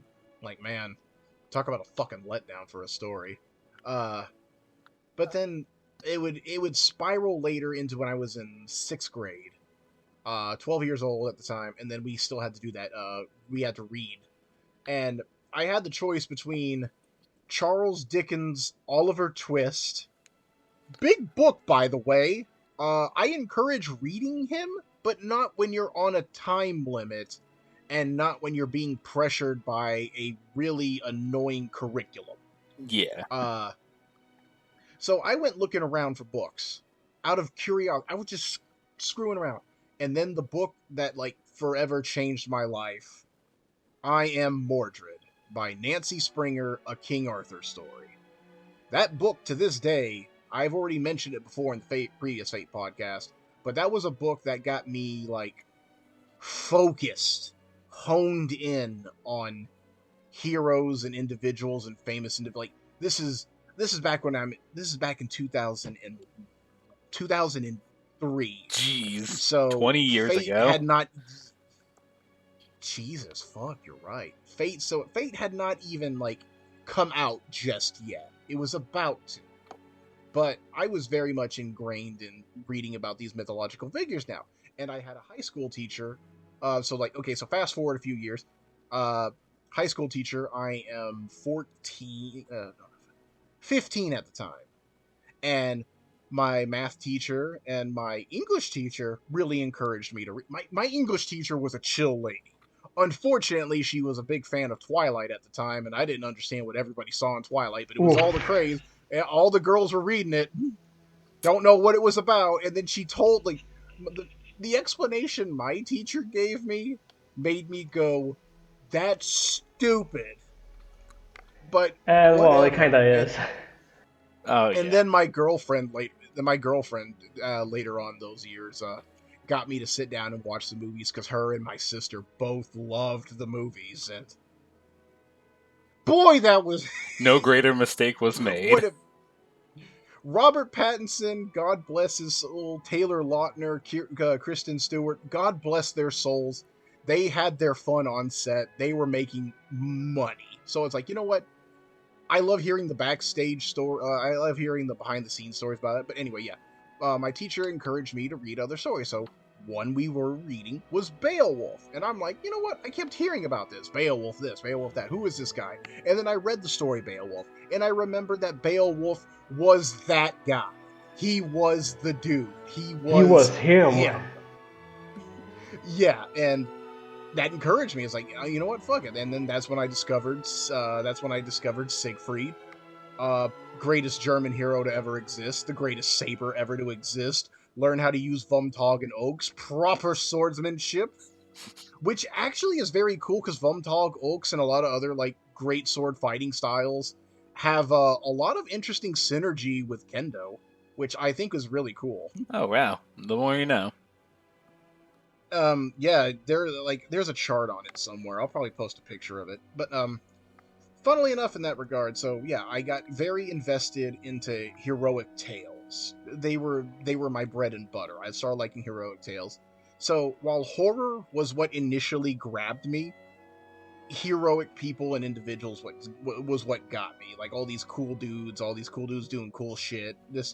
And it's hilarious though that the first King Arthur story I ever read was a contemporary take on Mordred, about how Mordred was a tortured individual, which, again, I'm okay with that, because the way Mallory wrote Mordred was a little...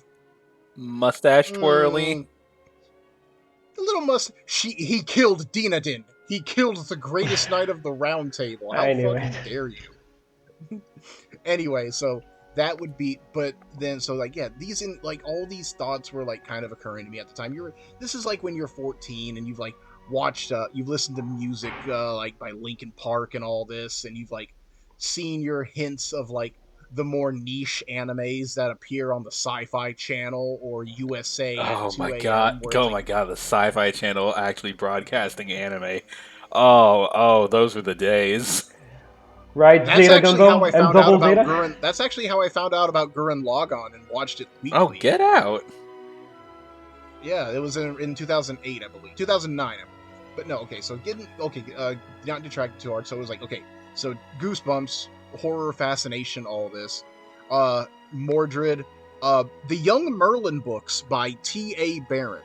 Great books, by the way. Young Merlin stories by T.A. Barron are some of the some of the best things you will ever read. They are fantastic, fun, adventurous books. Great storytelling. A little melancholy in that regard because they really do. I really do like a more interesting dive into Merlin's character. Then there was that. Then I was reading heroes like Siegfried, Beowulf. So it's like these are characters that have stuck with me, like having like things that have kind of like I want to say like have ingrained in who I am as a person. Because God, if Siegfried was not like a blueprint for me as an individual, I don't know what. He was your Ryan Gosling. Oh. yes, I'm gonna That post sort of that on comparison, Twitter seriously? later on. Like, Siegfried is my Ryan Gosling. you look at him and go, "Oh, he me for real." Babe, you've changed. Of course I've changed. Siegfried just got a new Spiritron dress. Jeez. But no, then here's the moment it would actually hit me. So it was like, well, the most profound book that ever hit me was I Am Mordred. Rough book, by the way. Lovely story. Nancy Springer, she is a wonderful woman. But she knows how to crush a soul. Her and Amy Hennig know how to grab you by the soul and just like squeeze it. Just like get all of that juice out of you. Just yeah, and be like, hey, knows do you how to feel hit better? where it hurts. No, it is fantastic. But here was the one that here were the two that actually inspired me to write. C.S. Lewis's The Space Trilogy and The Divine Comedy. I read the entire Divine Comedy and I read C.S. Lewis's Space Trilogy. I was 15 years old and I finished them both by the age of 17. Oh wow! Space Trilogy took me less than a year. Damn, for those who you're don't good. know, this was at a time in my life where I was like really like working on improving myself into football, but at the same time, this was also the years where The Killers had just released, and The Killers were like Uh-oh. the most motivational. Like they were like the most. They were my band. They were the bands that encompassed that melancholy you only feel during this period in your time where like puberty's hitting hard. You're going through emotional things, and I was also going through some personal grief during my I'm not saying my high school years were bad. No, as an individual, things only got better for me in high school. I was actually well liked by most of the. The students. I was part of the football team, and I had a lot of great friends. But there was like a profound sadness and loneliness about me that I was basically what kind of made me isolate myself off from a lot of people. I don't know how to explain it, but it was because of that, like that mentality, just like separate myself from everything. That's what drove me to the library one afternoon, and that's when I started reading just to like escape, just to find my own escape. And that's when I read the Space Trilogy. Now, for those of you who don't know, C.S. Lewis is one of the greatest Christian writers of all times. He is also a great philosopher. I would argue he's a great philosopher. I would argue. I wouldn't. He was also a great critic of Christianity, because he was very much a skeptic, understandably so. But he was a great writer, one of the greats, and honestly, people don't give him enough credit. Fantastic writer. He wrote Narnia.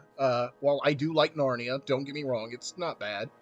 I think the Space Trilogy was what latched me into it. It was the way it was written was like, it was one of the greatest adventure stories I've ever read. 3 books, simple story, a pretty understandably simple story, but at the same time, the way it was written was what inspired me to want to do my own story. The way he wrote the mythology of like heaven was so interesting, where it's just like, okay, like the breakdown of the Space Trilogy is there's a man named Dr. Ransom, who's based off C.S. Lewis's best friend J.R.R. Tolkien at the time, because J.R.R. Tolkien was a philologist.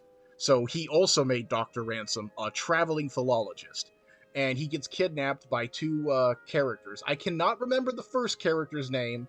Starts with a W. I'm just going to call him Watson at the time. somebody will correct me. Better yet, no, I'm going to go look it up right now. Otherwise, I'm going to start thinking he's Watson from Sherlock Holmes. Holy shit, look at the time. Now we're in a half. We're almost done. Oh, but I mean, it's this okay. We'll be done Weston. with this His soon. name is yeah, Weston, but it's the return episode. Of course, we got to make it a bit longer. So his name was Weston. He was a bit of a big burly man. What you think of when you think of a handlebar mustache. He was an intellectual, but he was definitely like the idea of what you get when you can see a man who can like throw a boulder across like across a parking lot. It's That's Chris what you think of. Redfield. He was a big fellow, but he was also an intelligent fellow, but he was also very aggressive. Dr. Ransom. And then you had the other villain, this name has stuck with me forever, and God almighty if I don't try to give an homage to someone like him. Dr. Dick Divine. Wow. Too easy. I love too easy. the name. I'm not gonna say anything. It's too easy. Dr. Dick Divine. And you know what the worst part is? The way the book describes him, he's not what you'd think. But whenever you say the name Dr. Dick Divine in the way his mannerisms act, I am not shitting you. The first image that came to my mind was Professor Crowler from Yu-Gi-Oh! GX. Oh boy. Oh, that's a character I don't know. I didn't get too far into GX. He was in the first episode. He was God, the that blonde it's guy really with the been so mushroom long. cut. Hold up. And it Hold up. So really Rods has been too long. So Rods can be on my level. It doesn't help that he's voiced by Sean Shamel, no less. Oh. Yeah. He is voiced by Goku. That's right, Jaden Yuki. If you can't defeat my gear golem, you won't be passing the semester. This Ugly ass. like, I'm sorry. The moment you say the name Dick Divine, that was the image that just came to me. It's like, that's the only way I can picture this dude. Which is a damn shame, because apparently, like, fan art and official art of him has him, like, drawn as a rather pretty cool-looking dude with a powerful mustache. But it's like, I'm sorry, man. With a name like Dick Divine and the way you act as an individual, I'm not buying it. So anyway, before I, like, ramble on too long. So Dr. Weston and Dr. Dick Divine kidnap Dr. Ransom and tell him that, no, we need you to help us. You're a philologist. You're going to help us chronicle the language of life on another planet. And then Dr. Ransom's like, what the fuck am I going on another planet for? And they end up going to Mars using a spaceship. So this is just sounding Dr. this is just Ransom. sounding like the setup for a Get a Robo series. I'm gonna be honest. Not quite. If only Divine and Weston and Ransom are definitely Getter Robo level characters. Dick Divine is not. He is not built for that, unfortunately. But yeah, he's like, yeah, you're gonna go come with us to a planet called Mars, and he's like, oh well, okay, I guess we're going to Mars. And then they get to this planet, but Dr. Ransom's like, I'm still being held hostage, so he manages to escape. Their clutches, and he discovers like this planet has a weird sense of harmony with nature. It's not like all sunshine, gumdrops, and blowjobs. It's very much just like there's a sort of respect. Like there are three races of people he comes across. There are the otter people who live in seaside villages and make a life out of fishing and catching big game with harpoons and all that, and they live a relatively simple life, and there still is the danger of getting killed by like certain deadly fish that they're trying to catch, but at the same time it's just how the cycle of life goes for them. And then he meets a nomadic tribe of these giants. Like, the only thing that comes to my mind when I think of these giants is think of the giants from Majora's Mask, how tall and Wow. weird and lanky. Oh yeah. Oh, all right then. Yeah, I'm getting you. And it's like, yeah, they have this weird nomadic lifestyle, but at the same time, they spend most of their days crossing frosty, cold mountain ranges. And then finally, there was a group of diggers. I don't know what they're like dwarven mole people who just like dig and excavate and make tunnel systems and help stabilize their little mountain regions, and they're very good at crafting gadgets and who's-em-a-whatsits and thingamajigs. And they're all at this. They're all like, despite all these 3 different races that populate the planet. They all have this sort of. They're kind of at peace. They work well with nature, while they are like not the hippie sort of deal. They have a respect and a reverence for the world around them. They don't like. They don't needlessly pollute, or they don't dishonor the quote unquote spirit they pray to that he's been hearing about. And then Dr. Ransom goes and is given an audience with the spirit. And it is this shining ball of light that it sounds like wind chimes, but it goes in your ear as wind chimes, and it echoes in your head as a voice. That's the best way C.S. Lewis was explaining how this thing could talk. And essentially, he learns that this thing is the guardian of the planet, and it's an angel. And its name is Oyarsa, Oyarasa. Oh wow. No. Oyar. Yeah, Oyarsa. Oyarsa. That's how it's pronounced. I know where this is going. Origins and Oyarsa is explaining, it's like, oh yeah, all the planets in your solar system were given a guardian angel of which to watch over them.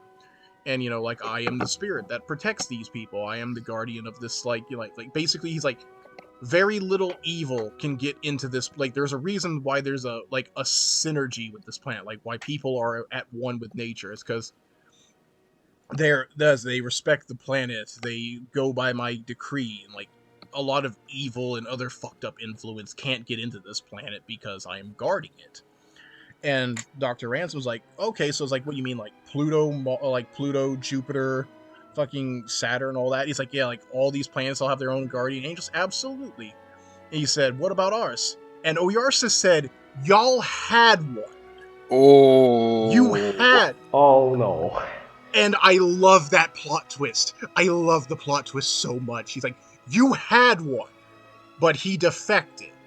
And that is why Earth is in the current condition it is. It's like, and it's like, it's not the most subtle thing ever, but it's the biggest, ooh, I know what he's talking about. Like, it's very nice to see C.S. Lewis not go too on the nose with shit like that.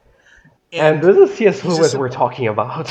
Yeah. If people don't understand by the time we get to page 3 that the fucking lion is Jesus, I'm going to kill myself. So, yeah, and it's really... I can't think of Narnia anymore thanks to Lobo without it being defiled in some way. He knows why. Oh, yes, the deep lore of a certain individual whose username ends with 1, 2, 3, 4, 5.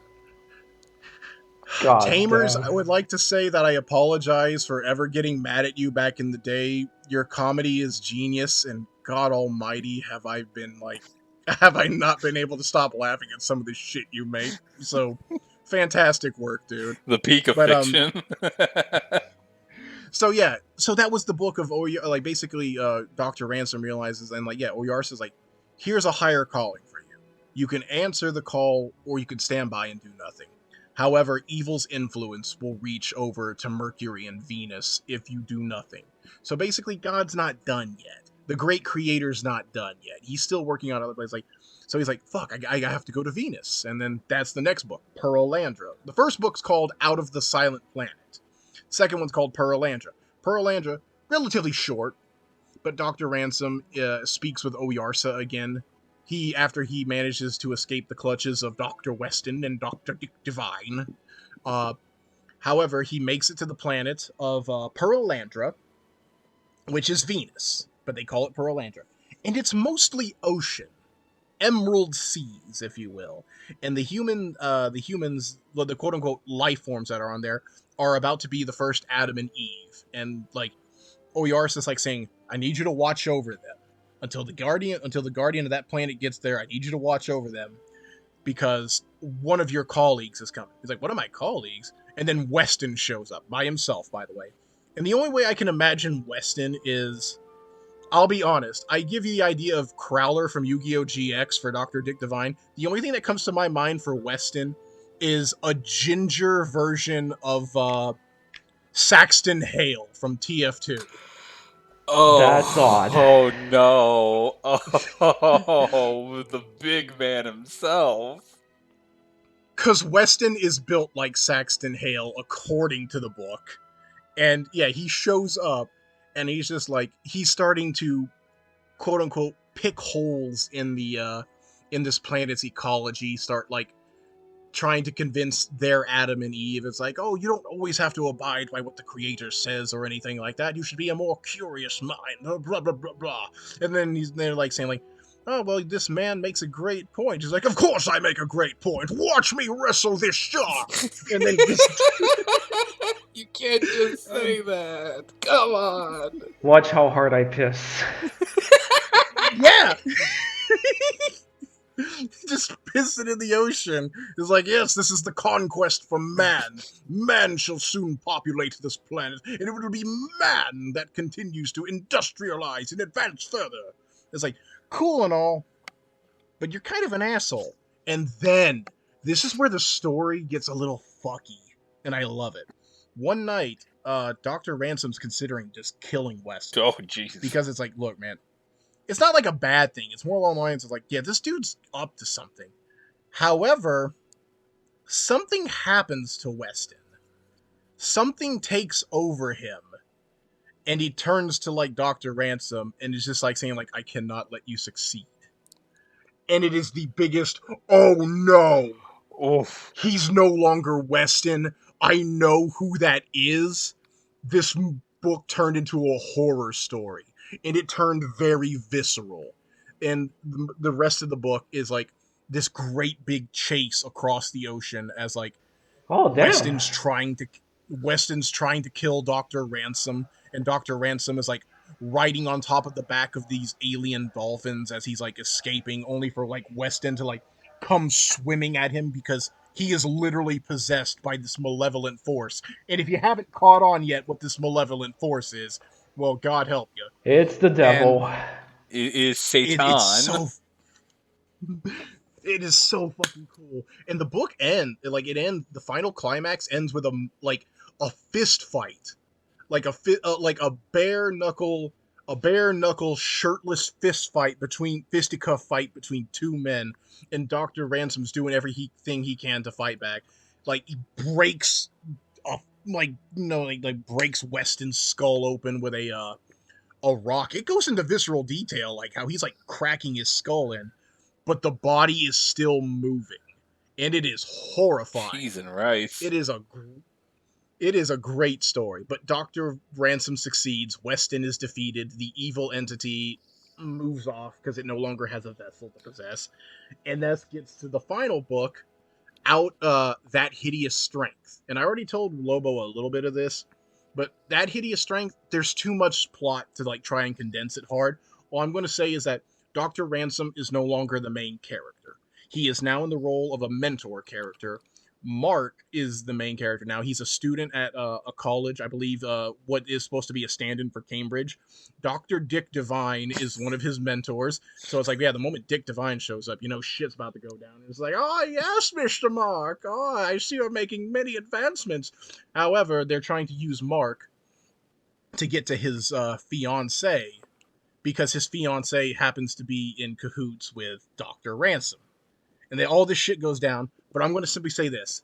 Read That Hideous Strength. There's no way I can explain it other than it's the coolest shit ever, because basically with Dr. Ransom using magic and the power of God and Arthurian myth, they manage to awaken Merlin. Either they awaken Merlin, or Merlin's seal is broken. What the Merlin fuck? Merlin wakes up and he meets with Dr. Ransom because, like, apparently, like, the people who were funding this organization to, like, colonize the planets and spread their industrialization. I think it's to, like, colonize the planets, but it was, like, yeah, an evil organization that was, like, spreading its influence, turning England into a police state. And Merlin's just like, don't worry, I will handle this. And Merlin walks off. And the climax ends with Merlin casually walking into the main villain group's mansion, sitting at their table, and all the animals they have locked up in cages that they were experimenting on. All of a sudden, he just snaps his fingers. All the cages come open, and just nature and the force of Earth itself kills all of the villains of the story. Horrifically. Like, tigers are biting necks, bears are mauling dudes, earthquakes are, like, trapping people into the crevices of Earth, and they're getting crushed. And then Merlin just casually walks out like a baller, saying, "My work here is done," and then he leaves. Oh, okay then. Like, jeez. I guess he can just do that now, huh? Like, the Space Trilogy is so cool how it combines sci-fi elements with mythical elements, and there are not many stories that can do that. Hell, I would argue Fate doesn't do it as well as Out of the Silent Planet, or any of the others. Because as much as I love Fate, I'm gonna get crucified. I don't fuck with Extra's setting. Extra has great storytelling. Extra is amazing at storytelling. I would argue it's on par with Fate's Stay Night. But I don't fuck with its setting. Yeah, well, you afraid of the boys from the moon? You afraid of the Moonanites? No, I'm afraid of Karna's awful Fate C3 design. That's gross. Get it away. hate Why is Nats. Ku in... Why's Ku look like he's about to get on his light cycle and crash into a wall? Fucking Tron-looking motherfucker. Okay, I'll give you that one. That one is terrible. Because it's so jarring, because there are some servants that they look amazing. Like, Nero doesn't get any modernization. Tamamo does, but it's a costume in C3, and it can work for her. Emiya, not bad, but just don't look at Emiya and Extella. What the fuck? Yeah, he was going through a That midlife Cut your crisis. hair. Mullet. Cut your hair, dude. The midlife crisis mullet. He had to feel Yeah, young like, again. people will say... It's kind of why I hate Ortonak's Mash. I love Mash. She is the sweetest little, most precious thing ever. But I hate the Ortonak's gear, because the sci-fi gear just looks like fucking garbage. It does. And that's just my opinion. But yeah, like I said, read the Space Trilogy. Because, yeah, C.S. Lewis, this is the reason why it inspired me. I hate that I gave, like, a fucking 20-minute to 30-minute synopsis of these books, but I want to explain, like, this kind of mythologizing and rearranging pre-established myths, this is what became my fascination. This is what made me want to go, I want to write my own version of the shit that went on in heaven, or the shit that went on in the Bible, or the stuff that went down between Moses and Ramses, or the fact that Michael threatened to choke slam Satan into the fucking ground when he was mocking him for burying Moses. I love these stories, and I want to put my own spin on it, and I want to say that would be, like, if out of all of it, that would be the inspiration that made me want to write. That and reading the apocryphal books of the Bible. So, I'd say also Wendigoon and Deputy Rust were also, like, later inspirations down the line. They weren't the main inspirations, but I do love the mythologizing of the Bible and turning them into even more crazier epics, because if there's one religion, if there's one story that I respect more than anything, it's the Mahabharata, for just going balls deep into just bombastic, fantastic storytelling, but also getting its points across. I love that they can do that. I have to read the Mahabharata in full one day, 5 times longer than the Bible, apparently. Look, one of the most long. Also, don't let fate fool you, Karna is a dick. Oh yeah. Karna was trying to get the victory royale in the worst way possible. Isn't that right, Arjuna's son? It's okay though. It's okay though. Karna didn't chug jug at the right time, and that's why Arjuna shot his head off when he was changing the tire for his chariot. Take that, boy. That's just so Oh out of my nowhere. god, I can't believe... My favorite part of the Mahabharata is when Arjuna shoots Karna's head off and hits the gritty thanks to Vishnu. Goddamn, Sieg, try to one-up that. Holy crap! I'm gonna say that... I gotta say that. Like, I'm so glad I looked for other inspiration other than FGO for Karna and Arjuna, because, yeah, they did Arjuna dirty in FGO initially. Yeah, they basically almighty. turned him into Jin Kisaragi. Which he's not. If anything, Karna's the fucking asshole most of the time. And he's a misogynist, and he's a racist in the Mahabharata. Yeah. Don't let fate fool you. Karna is not a good soft boy. He is quite the He is vicious not righteous. He is quite the vicious war criminal. Just like Lucius Tiberius. Ugh. But yeah, I would like to say, yeah, that would be like the main inspiration, what inspired me to write. So I can't really delve too much into my story outside of the fact that it's named Angel Chronicles, and it's exactly what you think it is. It is literally the chronicle of angels. Now, the big thing is who's chronicling it is actually a very interesting aspect on a meta level for it's actually a very interesting meta perspective as the story, because like the main character of the story, there's no like main character. Like there's a main character for certain arcs in certain books, but like if I take a step back, the actual main character of the story is none other than Enoch the Metatron, because it's actually him who's chronicling this. So if you ever wonder why it has like the story would have a third person perspective, there's actually like an in-universe reason how the story is being told so objectively. And it's because it's actually being observed and chronicled by the first guy to get it right according to the will of the Archangel Zadkiel. So that's one of the big, that was also a fun little aspect of my story, I could say that much. I wish I can go more into depth explaining it to like Rods and Lobo explain their stories, take your but time.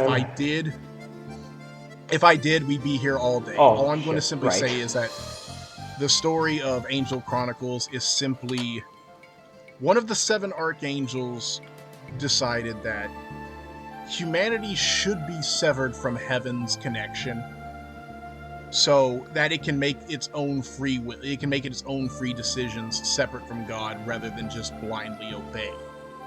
Now, this isn't a bad thing, but Lucifer didn't like that, and a lot of the other angels didn't like that. Of course, and it Lucifer caused wouldn't a like humongous- that.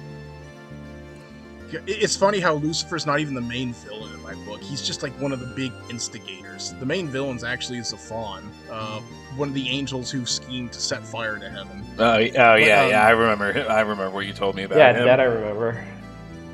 Yeah, Zaphon is he's going to be very much a very nihilistic, awful individual. But no, other than that, yeah, the whole deal with it was Zadkiel decided that humanity should be able to act free from heaven's influence, because he sees their fleeting lives as nothing more than he sees their fleeting lives as something worth living to its fullest potential, because they won't be around for long. Their lives are like a blink and you miss it compared to like the higher beings like themselves. So he thinks that kind of life, that kind of like, no matter how small and insignificant it may seem, that is worth preserving. So yeah, he basically dies protecting them. Lucifer, it happens during the war in heaven when he decides this. So Lucifer catches the brunt of Michael's wrath, because Lucifer was also instigating this shit to happen because of humanity. Lucifer rips, by the way, fun fact, Lucifer's wings are always going to be torn in my story, because of the beatdown Michael gave him in heaven. He never really recovered from that. Based? He's like, yeah, Lucifer's wings will always be torn, no matter what. It's not like a symbolism of shame or anything. It's like, because he got the ass beating of a life. It is symbolic, obviously, but he got the ass beating of a lifetime that he never really recovered psychologically or physically from that one. Because if there was ever a character I would say is like, I hate using meme lingo and meme speak, but if there's ever a character who was ever like depicted as the Giga Chad in my story, it's Michael the Archangel. He's the guy who stepped up to the plate and's like, well, Samael, the great Archangel, is no longer leading us, so I have to step up and be a leader. And then, when he finds out his own brother Lucifer's causing this all shit, he's just like, okay, put my foot down. And up his ass. You see, So, yeah, Lucifer, and you've the- already and- lost, because I depicted myself as the Chad and you as the Oh, Soy Jack. no.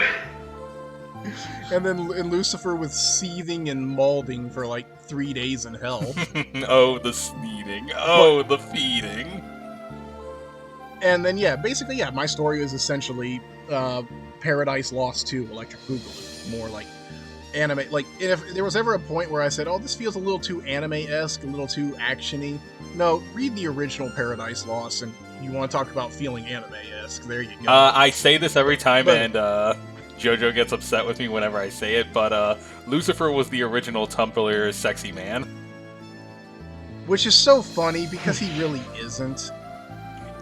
Which is so funny, because he's not. Listen, everything you described, again, I have not read Paradise Lost, but everything you have described of him to me, I am just picturing, like, Tumblr's first boyfriend.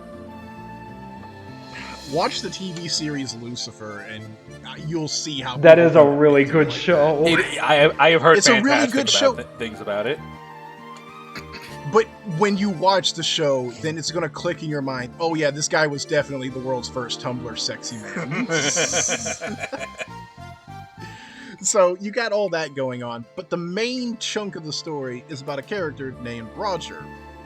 I want to say his last name's Milton in honor of John Milton, the writer of Paradise Lost, so Roger Milton. God, that is as white as a fucking name as you can get, which is fair because he's from, like, New England. I want to say New Hampshire. I'm still deciding on it. Initially, he was He's a gonna be- Bostonian. Oh no. Yeah, he's somebody from the Northeast.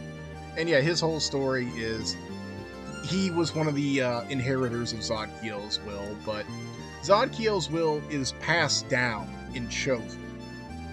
Roger took it. It didn't belong to him. So that's going to be what sets him on this path of shit going wrong. But here's the deal. A big debate I'm having on myself is shit going wrong because he wasn't meant to have this? Or do things go wrong because of his own incompetence and his own misconceptions on what it is to inherit and have that? Obviously, the first one's more of like a meta narrative sort of deal of like, yeah, you weren't meant to have it, so obviously things would go wrong. Or just because you weren't meant to have it doesn't mean you can't wield it responsibly.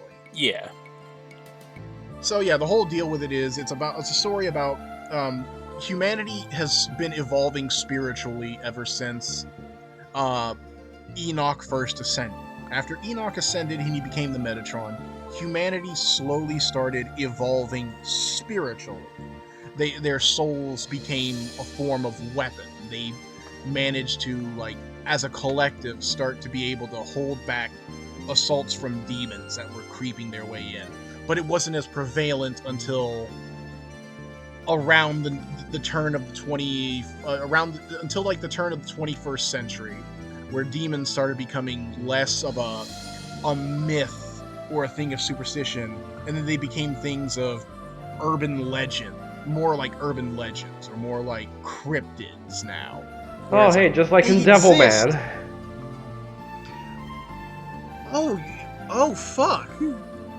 Oh shit. Yeah, I only Oh, saw no. Crybaby, but that was a thing then. Oh yeah, But yeah, yeah, definitely yeah, was. demons- Yeah. Yeah, but yeah, demons became more of a, they exist, but, well, it couldn't happen here, or it couldn't happen there. It couldn't happen to me, so it was like, they exist, and people have been taking precautions on how to deal with them. There's the scientific method that one of the villains have been using, which he is not wrong in doing so, but then there's the spiritual method of honing your body, honing your soul to fight back the demons in a natural way, which also is used by several organizations. Long story short, Roger ends up becoming a devil hunter, fully unaware of what he is getting in for, because he's doing it for greed, guts, and glory. He is doing it entirely for selfish reasons, and as he develops as an individual, we'll come to see what becomes of him, or how these events that he gets thrown into changes, because he's using something that that does not belong to him. But because he chose to take it up, he's going to get all the baggage that comes with it, i.e. the essence of Zodkiel's shattered soul. Because Zodkiel is DED dead. He is not like, oh, well, he died, he'll be reincarnated. No, he, as an angel, died, so he's GAWN gone. So, his remnant gets left, the shard of his soul that, like, lasted and endured gets left behind. and it is essentially a guiding light for humanity. Roger wasn't supposed to get it, and that's a big plot point because his predecessor basically did the big fucky wucky where he fucked up using it, and because of that, the will of Zakiel no longer accepted him and saw him worthy and left, waiting for another worthy user. Whether or not Roger is worthy or not, that all will depend on the reader. It will all depend on the reader whether or not he is or not. I am not going to give a definitive answer if he is or not. I want to be able to be like one of those writers that plays with it, because it's like, I'm not trying to do the Urabuchi level of morality here. It's just a matter of you decide whether or not, because that's literally one of the points of his character. Like, Roger's not entirely a good person, but what he does with it will basically decide whether or not at the end of his journey, the reader can condemn him or decide to say he did the best he could. Yeah. And I'd say that's the main focus of my story. I don't want to talk about all the side shit, because if I do, no. Yeah, no, same thing here with me. If I were to get into the we had nitty-gritty this of Albion, it took it a would be a while. while. But yeah, it was nice to be back to talk about, like, story writing and how, like, different types of media and all these other things that influenced us to branch out and do our own thing, because I think that's one of my favorite things about any form of media, any form of writing, movies, books, visual novels, all that. I do like how sometimes, like, while they are great and they can touch people, they can also, like, inspire people to want to make their own stories and, like, encourage them to put their own twist on things, because everything that can be done under the sun has been done. But that doesn't mean novelty is not exactly the greatest concept you should chase. If you do have a novel idea, go ahead and pursue it. But your idea doesn't have to be entirely original for it to be a good story. Just don't be a plagiarizing hack about it. Exactly. Yeah. Either way, do y'all have any closing thoughts? Let's see here. One closing thought I'll have to give is that, like, it's very easy to come up with ideas for what you want to do, but creating the idea is the easy part. It's putting in the work and the effort to make sure that this idea of yours is fully realized is the hardest part. As I said, it took... Not to mention... And be prepared to spend a few years doing it. Not to mention the revisions. Oh, yeah. Because I can tell you right now, the way my story was ending, drastically different from what I originally planned for it 10 years ago. Also, I don't like to stick to anecdotes, but Ernest Hemingway is correct. Usually the first draft is shit. Yeah, no, Don't be afraid to express those. Don't be afraid to put your idea out. But don't be discouraged when your first couple of tries don't fucking work. Yeah, no, what do you Never call it? let that discourage you. I The remember first how, version of Albion is completely, and I mean completely unrecognizable from how it is written in the modern day. Like, Go ahead, Rods. I still remember how when I got my story started, how the part that happens outside the singularity right before, it was something like 5, maybe 6 pages long. After I got way into the second chapter, or even started the third, I decided to go back to the very start of the story and just rework that. Transform that very part that was of the singularity into a fucking prologue chapter. I decided to give Sieg some more time with his friends from Inheritance of Glory, his first immediate help. That would be Chiron, Astolfo, and Achilles. They're his bros, they're his Stranger of Paradise JRPG party.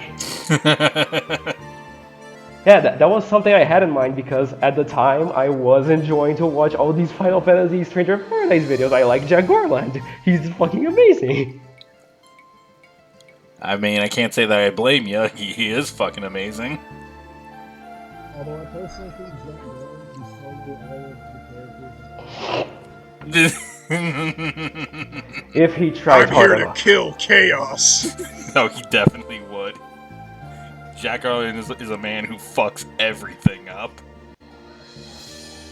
I think Jack Garland could probably solo all the characters in my story too. Just like Michael the Archangel gets a little too uppity. It is like, oh yeah, you got a pretty good choke slam, but have you ever received a knuckle sandwich? Get ready to Starts playing receive Limp some Holy Bizkit. Spirit. Starts playing Limp Bizkit at the gates of heaven. No, I'm just imagining Michael giving Judas not Judas, goddammit, giving Lucifer the Holy Spirit. Holy crap. That video from Ethereal Snake is just stuck in my head because of how awesome it is.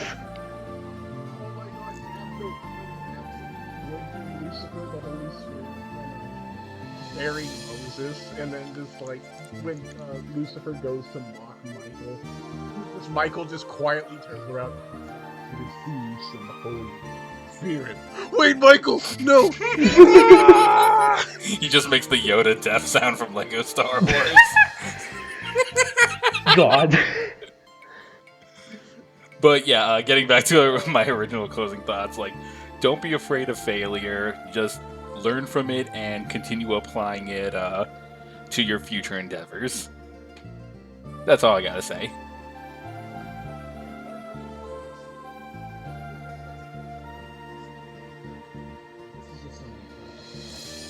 It's one thing to fail, and it's another thing to, fail and get back up. It's another thing to fail and get back up, and ponder why it is getting worse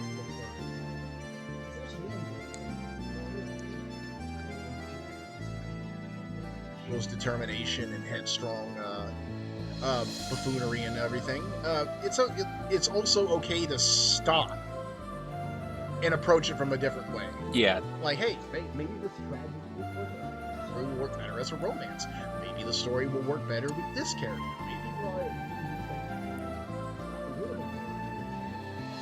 Yeah, like small stuff like that.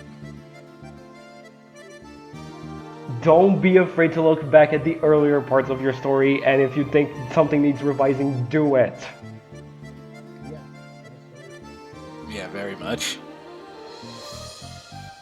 What are your thoughts, I think that's just what I said, and don't be scared if you think a long time has passed and you're still working on this. That happens.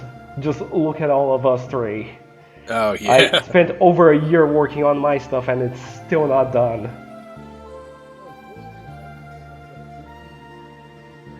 Right, blood meridian. Yeah, never, like, the passage of time is just one small little thing, People these days can't just be so impatient, is what I'm trying to say. Oh, yeah, definitely.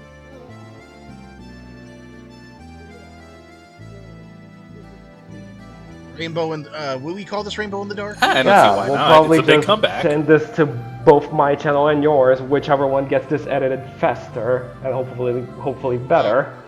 Because I don't want this to be recorded today and we only get it published in like 3 months from now. Anyway, yeah, so this has been Rainbow in the Dark, encouraging people of all races, creeds, etc. to get your creativity out there. Continue to read, continue to watch stuff, find whatever that is that interests you, and maybe put out your own ideas. Just feel free to go at it, go swinging. Or if you follow other people and want to just see what other people put out, go ahead and do that. But this was a fun little exercise of getting back into like recording and everything. Big apologies if my mic's not the best ever. I got a new laptop and I don't want to use a USB mic. I need to find a way to do an auxiliary adapter for later. Other than that, you all have a great night, and this has been Rod's Retro Plays. Yup, that's me. Believe in the getter. This has been Devil Jaw 2. Yeah, remember to kill Chaos. And this has been White Void JoJo. So, have fun, everybody. But seriously, believe in the getter. Believe in the getter. God damn it. Getter wing! Oh yeah!